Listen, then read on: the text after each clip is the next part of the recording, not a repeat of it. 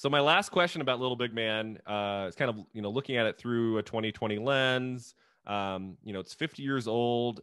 Anything particularly that's dated about this movie that wouldn't carry over to today? And if this movie were made today by a major talent, major director, like how would it be different? Any ideas how it would be different today?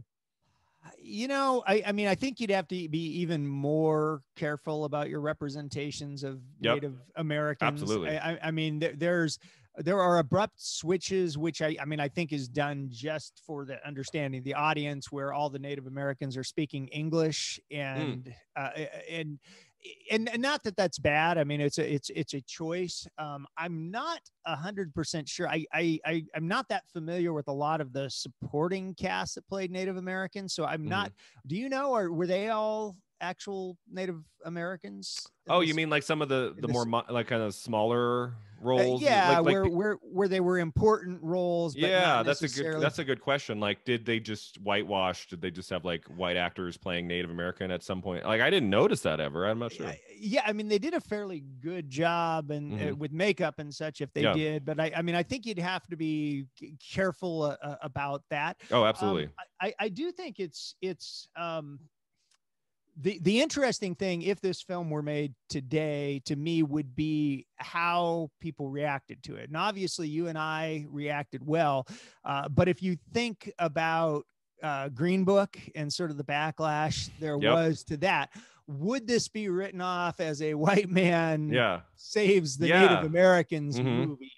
And absolutely, part of me thinks that it would be reacted to the way Green Book was, where you would have people that love the movie, and then you would have people levying that exact criticism, which is a legitimate criticism, right?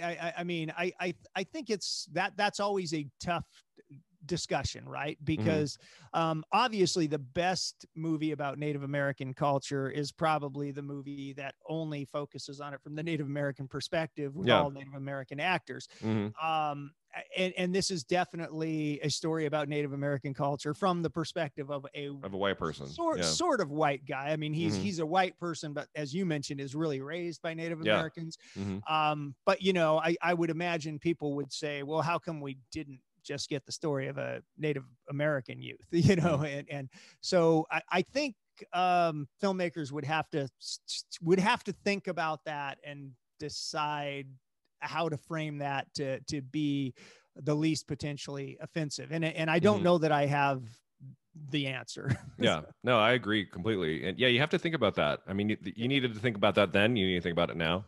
I was thinking about watching kind of the episodic nature of this. I thought, well, if they were to do it again, I think it would be a limited series. I think it would be hard to like recreate this as a 2-hour movie now. I think it would be like an 8 or 10 episode like series. And then they could do the sequel for season 2. Well, and might even be better that way, because so much. A lot of people seem to get more freedom on, do you call it TV still, Brian? I always struggle. What do we call it? Streaming? I call it streaming. Yeah.